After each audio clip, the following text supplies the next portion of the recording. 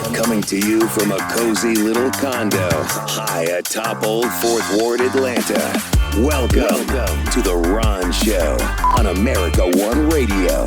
Here's your host, Ron Roberts. All right, I'm just going to tell you now, go ahead and go to the cupboard and get you out a bag of popcorn and put it in the microwave because we got drama. Lots of drama to talk about, and it's all litigious, too. I will put a pin in a Cop City update that we will try and have. In fact, I've reached out to Dr. Jackie Eccles with the South River Watershed Alliance. Their efforts to stop construction, at least temporarily, due to some Clean Water Act violations that they allege are occurring, had been rebuffed. That request was denied, and hopefully we'll get to talk with Dr. Jackie Eccles about that in a little bit. She was heading into a meeting right as I started putting together today's show, and that's fine. I want to give her time to do that meeting, and hopefully she'll catch up with me a little bit later. Y'all, the drama, the Fani Willis drama is, I'm telling you, this season of Suits Atlanta, the best ever. So I'm going to start with an article that dropped just minutes ago. Well, minutes ago for me. I'm starting on today's show about an hour and a half before it airs.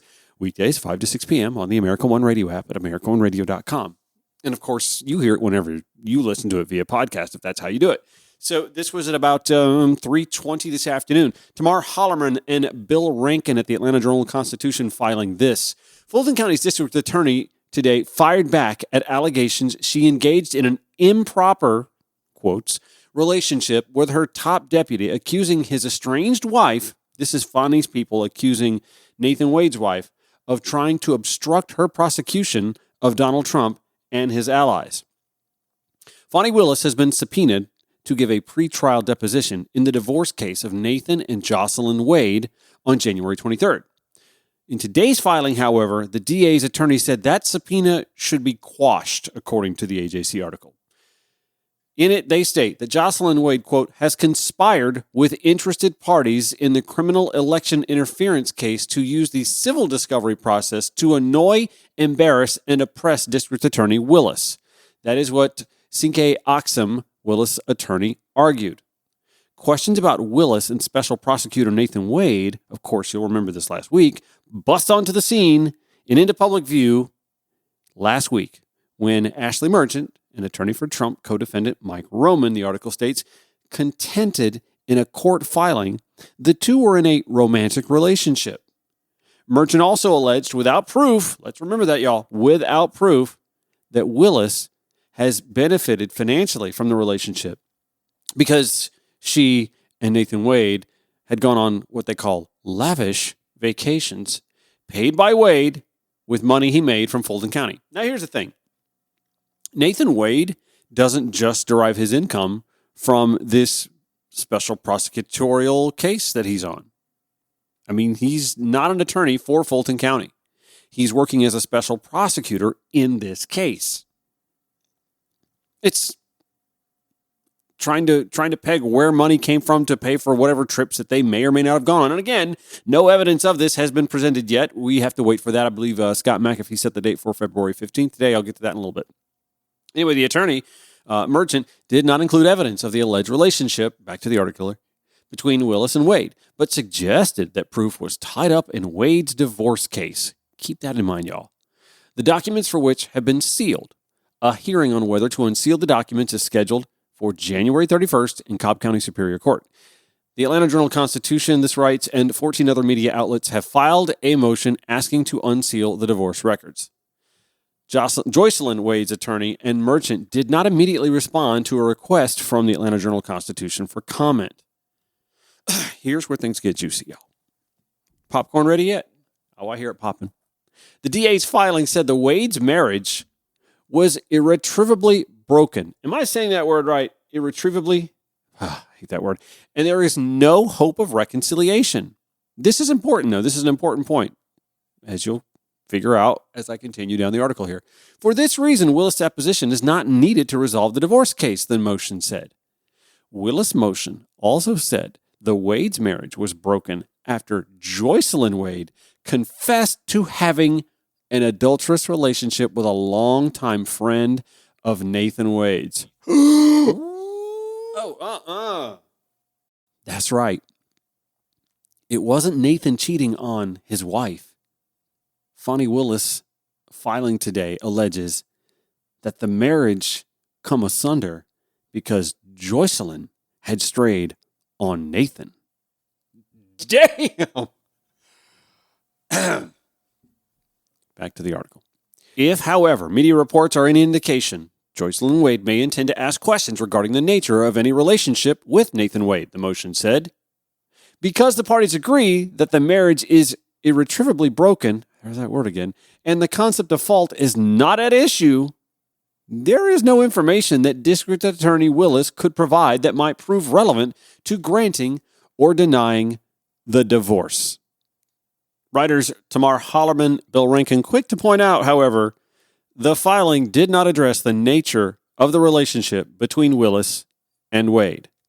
Which, by the way, I will maintain, if there is something going on between the two of them, first of all, it doesn't sound like the divorce was caused by that relationship. If such a relationship exists, the divorce wasn't caused by that. It was caused by Miss Joycelyn straying on Mr. Wade. That said, if such a relationship does exist or did exist, it's still icky, funny if it exists.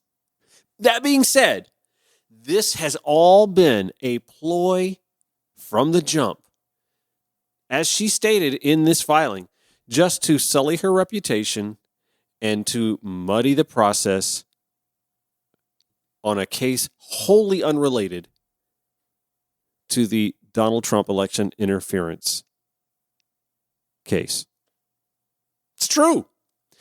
If Joycelyn strayed on Nathan, then what Nathan does or doesn't do with Fani has no bearing on the Trump election interference case. Now, again, I said this just minutes ago.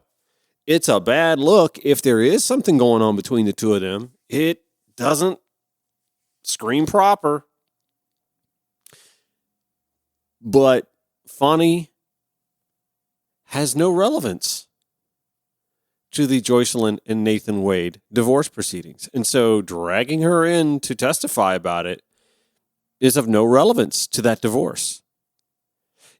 And again, there's that whole muddy area of, okay, so now what if they are having a relationship? What if there was or is a relationship? And Nathan, who, listen, he's qualified for this gig. He's been a judge before. You don't get much more qualified as an attorney than saying, well, I was actually also a judge. That being said, as eminently qualified as he is and may be for this case, if there is a relationship between Fani Willis and Nathan Wade, and in their capacity in this position, they also said, oh, let's take this trip. Let's go on a vacation together. Poor decision making, right? It's not a... That being said, all along, the divorce stuff, dragging Fani in to testify about a divorce, absolutely useless to the divorce. Now, I will get back to that side of the story here in just a little bit, but I also want to get to a story that dropped around 2:15 this afternoon. Richard Fawcett with the New York Times reporting an exchange between the lawyers in the Georgia criminal case against former President Donald J. Trump grew testy last week, with Fani Willis, the district attorney leading the prosecution, telling the defense lawyers in an email that, quote, some people will never be able to respect African Americans. Ooh. The email exchange, portions of which were obtained by the New York Times, unfolded in the days before and after a co-defendant of Mr. Trump's accused Miss Willis of being in a romantic relationship with the outside lawyer she hired as a special prosecutor to manage the case.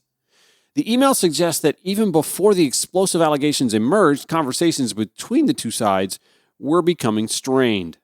On Thursday, a judge in Atlanta, Scott McAfee, scheduled a hearing for February 15th on the allegations, which were made in a court motion seeking to have the special prosecutor, Nathan Wade, thrown off the case along with Miss Willis and her entire office. The judge, Scott McAfee, of Fulton County Superior Court, ordered Miss Willis to file a written response to the motion by February 2nd and to appear at the hearing, which will be televised just as all the proceedings in the case have been. Delicious. The recent tense exchange unfolded in a group email thread that includes prosecutors and defense lawyers in the case. It began when the lead lawyer for Mr. Trump in Georgia, Stephen Sadow, expressed annoyance with prosecutors for ignoring a request he had made. On January 5th, he wrote to prosecutors, "For the life of me, I cannot understand why you refuse to respond to the series of emails below." 5 days later, Daisha Young, an executive district attorney who, like Miss Willis, is black, wrote that she and Miss Willis, quote, "are both aware, especially as an African-American woman, find it difficult to treat us respectfully." She added, "Over the last month, the emails of some of you have been disrespectful and condescending, lacking both professionalism and decorum." Ms. Young also said that she did not respond to some emails because they were disrespectful. Mr. Sadow, who the New York Times is quick to point out is white, responded with an email in which he said that it was, quote, "offensive, uncalled for, and untrue," to suggest that racism was at play. He also said that Ms. Young's lack of response to some emails from the defense, quote, "suggests a degree of haughtiness." And then Fani Willis chimed in. "In the legal community and the world at large, some people will never be able to respect African Americans and or women as their equal and counterpart," she wrote in a note addressed to Mr. Sadow, but sent to all of the defense lawyers, most of whom are white men. She continued, "That is a burden you do not experience. Further, some are so used to doing it, they are not even aware they are doing it, while others are intentional in their continued disrespect." Mr. Fawcett, the New York Times continues, Ms. Willis also made a case for her own fortitude. "Now you know I cannot be bullied," she wrote, "so I do not even think anyone on this team thought someone was silly enough to try that as a tactic. As you are aware, I have now experienced some of the most powerful people in the country call me everything but a child of God. But yet here I and my team stand still pursuing justice." Further down, Fawcett recalls, as we all do here, in a speech last Sunday at a historically black church in Atlanta, Ms. Willis suggested racism was playing a role in the allegations against her and Mr. Wade, who is also black. The defendant who made the allegations, Michael Roman, a former Trump campaign official, argued in a court filing last week that Mr. Wade is not qualified for the job. He is seeking to have Mr. Wade, Ms. Willis, and her office thrown off the case. Willis, in her church address, did not address the allegations, she did not in the filing today either, that she and Mr. Wade were romantic partners. She noted the frequent racist threats she had been subject to since starting her investigation of Mr. Trump in 2021, however. Keep in mind now that the defendant, Donald John Trump, has called Fani Willis racist and once before insinuated that she was, quote, having an affair with a, quote, gang member. Of course, she refuted that, and no evidence came of that as well. All right, up next, an update on the Deacon Johnny Holloman death, accidental death at the hands of Atlanta police. Press conference earlier today with the family and attorneys revealed their next steps. When the Ron Show returns on the America One Radio app, AmericaOneRadio.com, or wherever you podcast. Welcome back to the Ron Show for Thursday. It was the evening of August 10th that a minor crash in southwest Atlanta led Johnny Holloman to needing the services of local police. Unfortunately, Johnny Holloman didn't survive that interaction with police. And it was today that the family of the 62-year-old church deacon gathered with their attorneys to announce that they were going to be filing suit against the City of Atlanta's police department, the police chief, Darren Shearbaum, and the former officer, Kieran Kimbrough, in relation to the death of Johnny Holloman. I'm going to give you some audio from that press conference heard earlier today. All right. Thank you all for being here. Good afternoon. I'm Maui Davis, one of the partners here at the Davis Bozeman Law Firm. I'm joined here by our managing partner, Attorney Robert Bozeman, as well as our counsel attorney, Attorney Brittany Dobbins, and last but not least for Attorney Harold Spence, who will walk you all through the lawsuit that was filed today in the Northern District in federal court, bringing a civil rights action against the City of Atlanta, against the Chief of Police, and against the former Atlanta police officer, Kieran Kimbrough. And I would like to start by just giving you some context as to how we got here. As many of you know, it is a requirement that when you sue any public entities such as the city of Atlanta or a county, that you provide them with notice, an intent to sue, in this instance, an anti-litem notice. We did that. We filed that, we provided that to the city back in October of 2023, now that we're in 2024, in October. As you all know, Deacon Holloman's life was taken on August the 10th. And so in October, after we had an opportunity to review body cam footage and video, we determined that there was a violation of his civil rights. And so we provided that notice to the city of Atlanta. We've got no response at all. And so last night I was thinking about this, and I was getting angry and upset about what I know that they're about to put this family through. Because we handle civil rights cases, we know that the life of a civil rights case could be 4 to 6 years. And so I was getting angry about this family who have had to bury their father, memorialize him, continue to go into the street, call his name, and demand justice, that they're going to, on this front, have to go another 4 to 6 years. But then I thought about it. Because we are a firm of faith, I thought about it and I said, God has to be moving. And so when I think about how God is moving, and I think about what Attorney Spence and the civil rights team has done in putting together this lawsuit, I said, I understand that. I understand that when you get to count 5 and you read from count 5 on page 39, the next over 20 pages of what Atlanta police have done to Atlanta citizens, and the Atlanta brass have done nothing in the way of discipline, that's why this lawsuit had to be filed.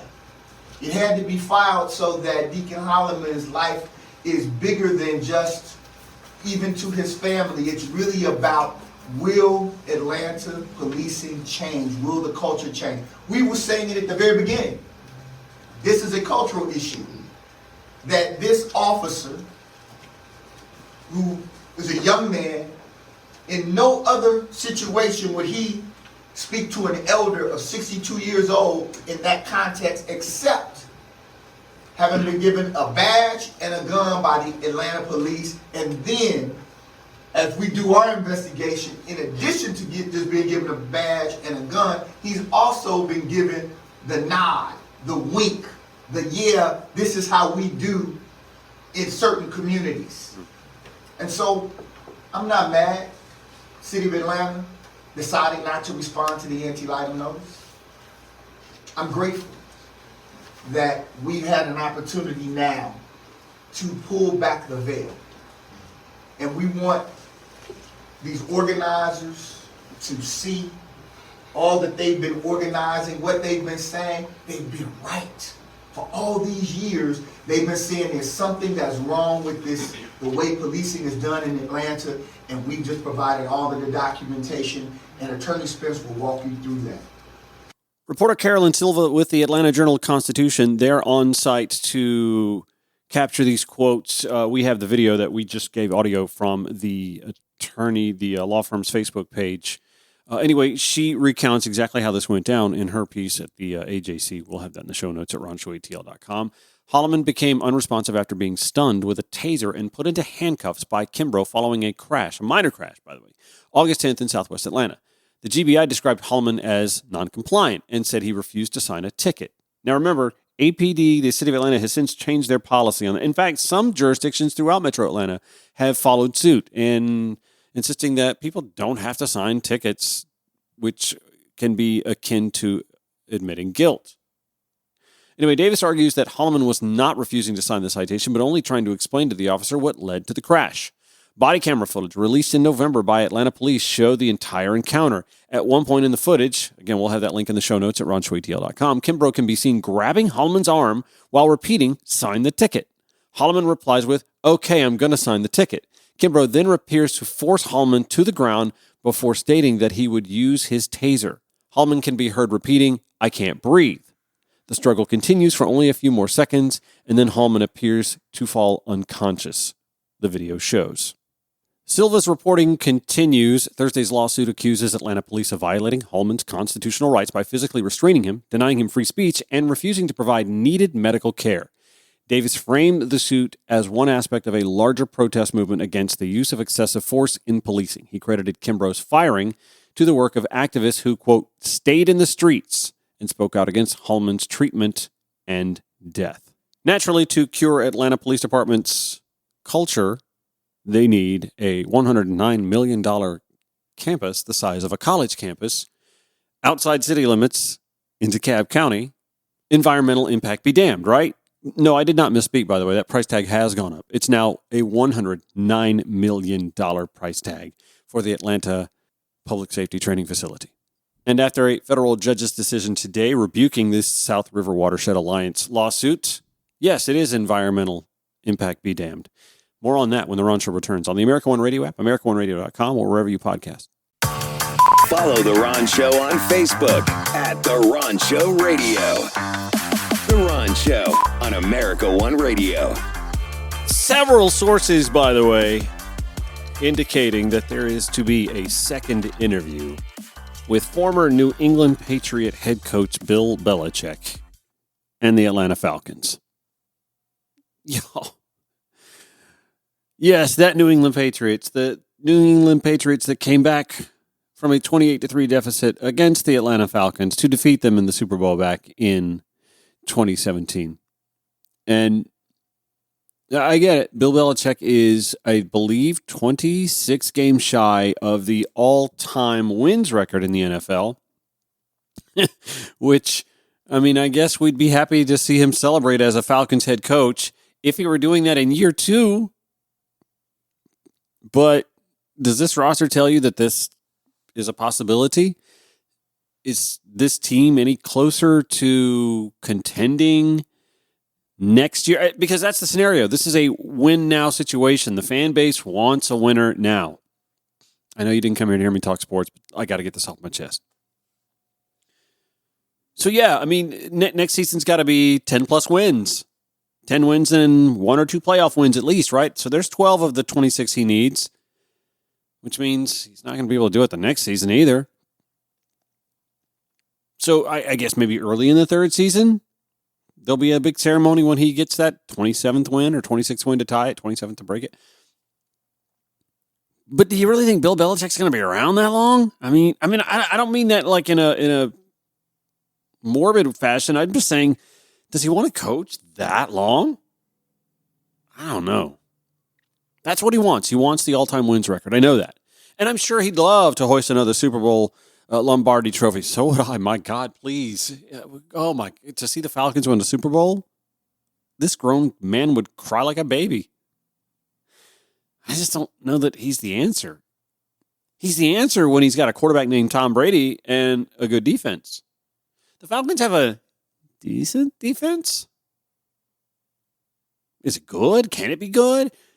Is there a Tom Brady waiting in the wings somewhere? And no, not the Tom Brady. I don't want the Tom Brady at this point in time. I want a Tom Brady. Is somehow getting Kirk Cousins the answer? I don't know if he's going to be available. He's also injury-riddled now. Is there one in the draft? Well, that doesn't answer the win-now scenario, does it? Although, it was a rookie Tom Brady that guided the New England Patriots to the Super Bowl. Is there a rookie Tom Brady in the draft? I mean, Tom Brady's like once in a generation. Anyway, I just thought I'd point out for those that care at all about the NFL, and there have to be a lot because I think it was 93 of the top 100 televised programs in the year 2023 were NFL football games. Yeah, you care. Some of you, a lot of you do. And this is an Atlanta-based political talk show and podcast, so you didn't come here to hear me talk sports, but I just had to point that out. Second interview for Bill Belichick. Jim Harbaugh did interview for the job earlier this week. I don't even know how I feel about him. Like I'm talking about two coaches who we know bend the rules and skirt fair and unfair on occasion to make things happen. And maybe they all do it, and we just have to get over that. I don't know. Okay, last segment, we were talking about the Atlanta Police Department. Also in the news, their plum, soon-to-be, maybe possession, the Atlanta Public Safety Training Facility, a.k.a. Cop City. It was a year ago that a police raid on the property that the Public Safety Training Facility is to be built on, and is in the process of being built on, despite all the legal wranglings, that a police raid wound up killing Manuel Tortuguita Tehran. Shot 57 times. Say what you will about whether or not he had a gun or whether shots were fired from inside the tent, outside the tent, yada, 57 shots. Something led to a frightened tree hugger type. I mean, what else? An environmental activist, right? That's what he was. To feel the need to possess a gun, to shoot a gun, and wound up with 57 holes in his body over forest in a city. I'm sorry, not in a city, outside a city, in a state, in a country that isn't even native to him. Now you can argue I don't want to say sanity, but the sense in that. It's wonderful to see young people passionate about the environment. And God knows we need not just young people, we need my generation, baby boomers. We need more people to be passionate about the environment, for crying out loud.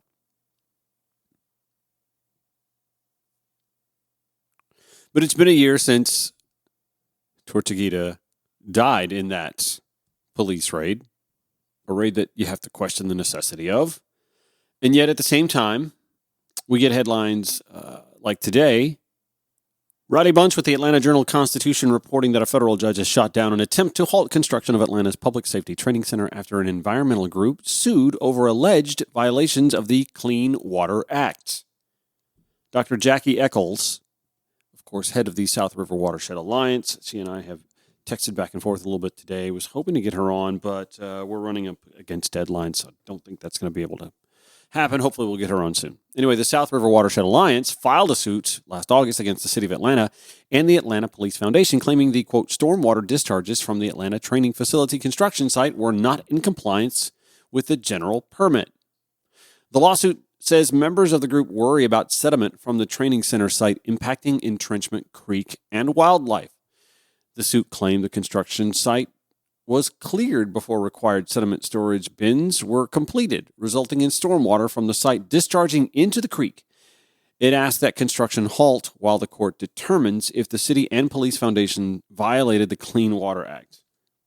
Well, listen, I don't know if this construction violated the Clean Water Act, but I do know this. I'm going to read this tweet from January 10th, just 8 days ago, from the Atlanta Community Press Collective. Since 2021, environmentalists warn that the development of Cop City will cause dangerous levels of flooding in surrounding area. Yesterday, that would be January 9th, roads bordering the construction site flooded. At least one vehicle crashed after hydroplaning. No one was injured in the crash. I mean, looking at this video, yeah, there is an entire lane and shoulder of a road near the site completely underwater. And it looks pretty muddy too. Like clayish, orangey clayish from, clay being moved around, dirt from the site. Anyway, U.S. District Court Judge J.P. Booley in the Northern District of Georgia denied the request, saying that there's not enough evidence that the city has violated federal environmental standards to justify the pause. Saying the court cannot find, at this stage of the proceedings, that plaintiff has presented enough evidence to prove there is a substantial likelihood that defendant's construction of the facility is discharging enough sediment to interfere with Entrenchment Creek's designated use. Sure, Your Honor. Clearly, our eyes deceive us. By the way, I did retweet that that day and did so again just now, so you can see that for yourself if you'd like. When you follow the Ron Show at Ron Show ATL. The other headline facing the Atlanta Public Safety Training Facility. As they tell us, it's not just a police training facility. Although, can we secure a little spot there to better handle the cases like the Johnny Holloman situation, so that we're not also spending money on these lawsuits, which, by the way, it's not going to be cheap. Speaking of not cheap, the cost of the Atlanta Training Center has jumped now to $109 million. And according to this piece, also written by Riley Bunch at the AJC, construction of the project is 75% complete, despite continued pushback from opponents. Mayor Andre Dickens' administration gave an updated funding breakdown, according to the article, of the project to Atlanta City Council last night after misleading descriptions of the initial public contribution have clouded details surrounding construction financing. Sorry, I lost my place. Debate surrounding the project grew after the funding package passed by Atlanta City Council in June of last year was significantly more than the price tag taxpayers have been told they would cover. Since the proposal's inception in 2021, Riley writes, city officials have long echoed details of the funding makeup. If the city puts up $30 million, the Atlanta Police Foundation and its philanthropic partners would, Cox Media, by the way, among them, I believe lead among them, would handle the rest of the project's $90 million cost. But that was not the case. The actual cost to taxpayers is expected to be more than double what was promised. City Council unanimously, after all, passed a deal to dedicate up to $67 million in city funding to the construction and operation of the facility. The additional cost, Riley Bunch writes, comes in the form of $1.2 million in annual lease payments to the Atlanta Police Foundation, repaying the nonprofit organization for much of its contribution toward construction, as well as an additional $1 million in construction costs to build a gymnasium at the facility, which, okay. The city, by the way, for all intents and purposes, blames the rising cost on the protesters.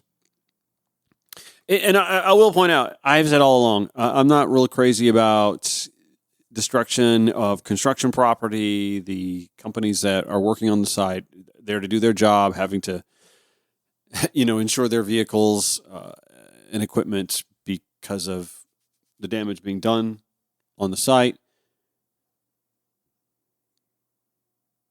Anyway, Deputy Chief Operating Officer LaShondra Burke said, it's important for me to reiterate that even though we have seen an increase in the cost, there will be no additional city or taxpayer dollars going towards the project, saying that the Atlanta Police Foundation will cover the elevated costs. But are we going to have to repay that cost at some point in time down the road?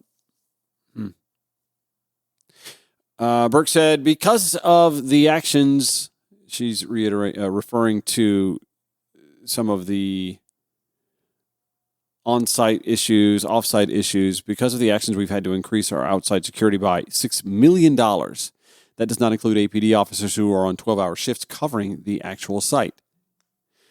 She also mentioned that the attacks have caused insurance on the project to increase by $400,000. Is this where I remind you, by the way, that Fulton County also had plans and are going forward with plans to build their own public safety training facility in, get this, Fulton County. Most of Atlanta, by the way, in Fulton County. And the pitch we were getting all along about the Atlanta Public Safety Training Facility was, all the other jurisdictions that'll get to use it as well, and it'll be beneficial to them, and I guess we'll get money from them for doing that. The new academy in Fulton County will be used by the Fulton County Police Department, Fulton County Sheriff's Office, the Marshal's Office, MARTA Police, Georgia State University Police, and some federal agencies. Who does that leave for the Atlanta Public Safety Training Facility to use? Henry County's building their own, so it won't be them. The state already has a facility in Jackson, Georgia, so if it's them, why would it be them? And again, as I've said dozens of times on this show, why didn't the city of Atlanta and the Atlanta Police Foundation get with Fulton County and say, wait, you guys are spending how much? It says here $15 million. 15, not 50, $15 million to build this facility. Now, I have to imagine there's going to be some cost overruns because there always are. But say it's 20, say it's 25. Atlanta is building one for $109 million, not even inside city limits. And could we not have saved the taxpayers and or the Atlanta Police Foundation tens of millions of dollars by combining our efforts with Fulton County in a manner that, wouldn't have pissed off environmentalists from the jump? And, here's the other thing. I mean, this would have been, everybody's at least somewhat happy scenario. You please the environmentalists by not utilizing a piece of land that was, first of all, promised as park and obviously has runoff issues, as the South River Watershed Alliance has pointed out, or tried to in court anyway. But Fulton County wants to build a facility that is kind of smallish for them. They need to build a new facility because the one is aging, and it's also in the city of South Fulton, which is a new city since that place came to be. But everyone would have a better facility and saving money. Like what Fulton County wants to build, that $15 million, that's a bond that's already been taken care of back in 2021. So anything above that would be gravy. And here the city and the Atlanta Police Foundation have lots of gravy. And they're putting it in a place where it's unwanted. And I maintain that there may be some electoral repercussions that liberals, Democrats in the state of Georgia deal with in November of 2024 as they have continued to thumb their nose at grassroots activists on this case. This is The Ron Show. Back after this. Welcome back. Final segment of The Ron Show for Thursday. And actually, this could have been the lead story. But when did this come down? Well, I apologize. I'm just now getting to it. The folks at WABE, one of our local NPR affiliates here in Atlanta, are on the case. Shamian Cruz, I think that's how you say her name, reporting that WABE obtained all 6 state troopers' personnel records, the 6 state troopers involved in the shooting and subsequent death 1 year ago today of Manuel Paez Tortuguita Terran. Anyway, they obtained all 6 state troopers' personnel records, including promotions, departmental assignments, commendations, and allegations of misconduct. Are you sitting down? Still got some of that popcorn? They show at least one state trooper had previously been involved in a case of friendly fire. And another state trooper voluntarily resigned from the state's SWAT team months after Tehran's shooting. A reason for his decision is not listed in the documents, and Georgia State Patrol did not immediately respond to a request for comment. According to body camera footage released by the Atlanta Police Department, multiple law enforcement agencies were clearing the woods of protesters camping near the site that they call Cop City, January 18th, 2023, when the officers heard 4 distinct gunshots, then dozens more. Is this target practice? One officer says in the video. Later he adds, man, you your own officer up. Tehran's family and the activist community seized on the comment, almost immediately suggesting that the state trooper wounded during the shooting could have been hit by friendly fire. But the Georgia Bureau of Investigation shut down those rumors, citing its ongoing investigation at the time that had so far revealed Tehran had a gun that he had purchased in 2020. Now, local reporters have been asking for this sort of information all along. As, in fact, it was pointed out in the article, a special prosecutor cleared the state troopers at the scene of any criminal charges in October.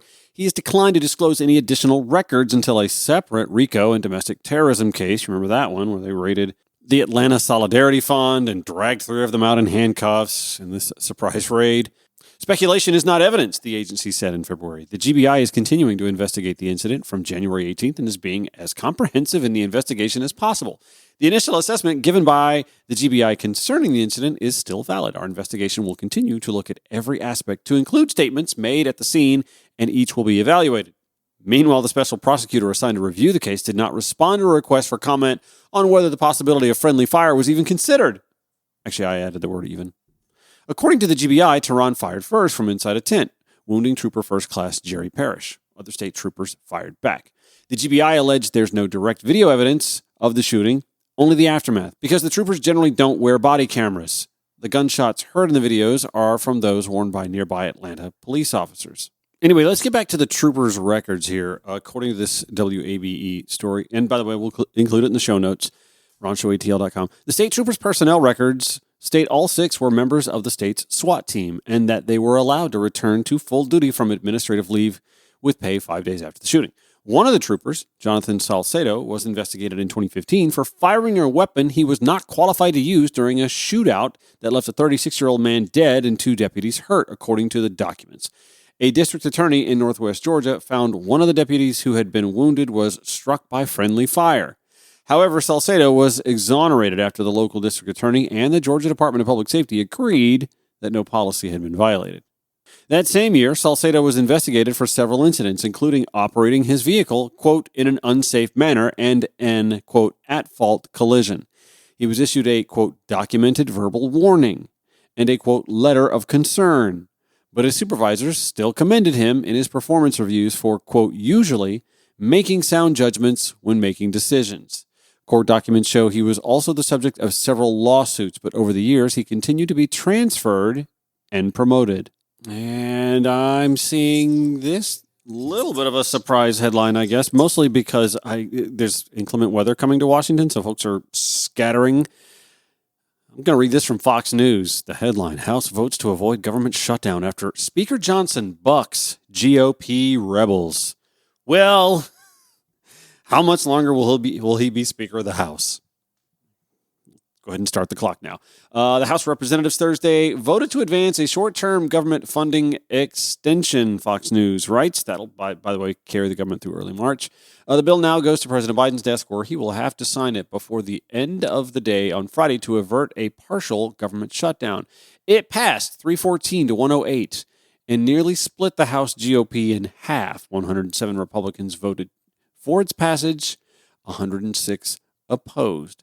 House leaders rushed to put the bill, called a continuing resolution on the floor Thursday afternoon, soon after the Senate passed it 77 to 18, brought for a vote under a suspension of the rules, meaning it forgoes a procedural vote, but then needs 2/3 of the House lawmakers' support for final passage, rather than just a simple majority. So once again, the Republicans had to get a new House Speaker. Took them a few votes, several votes actually, over several days to get a new House Speaker because the shut it down at all cost contingent of the GOP insists it be that way. And once again, they've been let down by their House Majority Leader. Representative Chip Roy from Texas, what say you? By the way, it does not matter who's sitting in the Speaker's seat or who's got the majority.